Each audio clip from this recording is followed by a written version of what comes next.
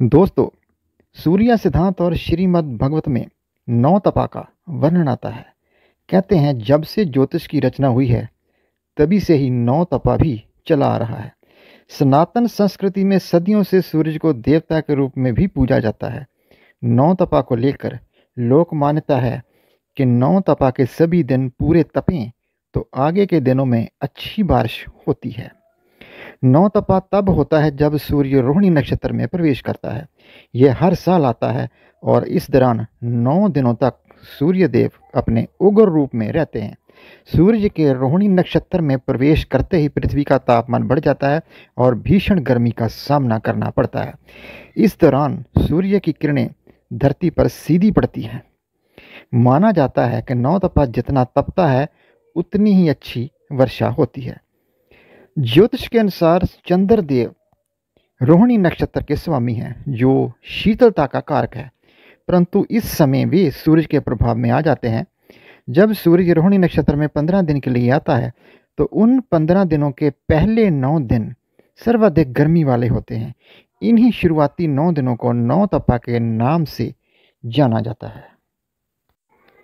सनातन संस्कृति के अनुसार नौ तपा यदि तपे ना या लू नहीं चले तो जानते हैं इसके क्या क्या नुकसान होते हैं।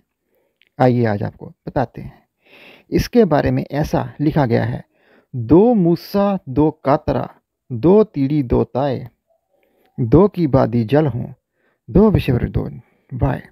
अर्थात 9 तपा के पहले 2 दिन अगर लू ना चले तो चूहे बहुत हो जाएंगे।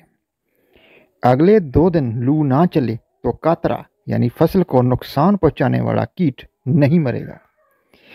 तीसरे दिन से अगर 2 दिन लू ना चली तो टिड्डियों के अंडे नष्ट नहीं होंगे। चौथे दिन से 2 दिन नहीं तपा तो बुखार लाने वाले जीवाणु नहीं मरेंगे।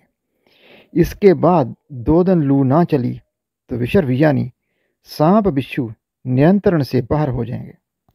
और आखिरी 2 दिन भी अगर लू ना चली तो आंधियां धिक रहेंगी और फसलें चौपट कर देंगी।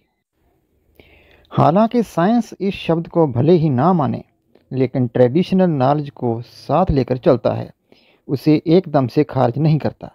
तापमान बढ़ने की असली वजह यह है कि मई में हमारा देश यानी भारत सूर्य की तरफ सीधे होता है। सूर्य ऊपर की तरफ बढ़ता है, उससे तापमान में बढ़ोतरी होती है।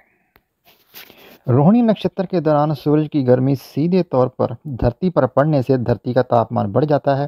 तापमान बढ़ने से धरती का जल, खासकर समुद्र का जल, वाष्पित होकर आसमान में बादल बनने की प्रक्रिया में रहता है।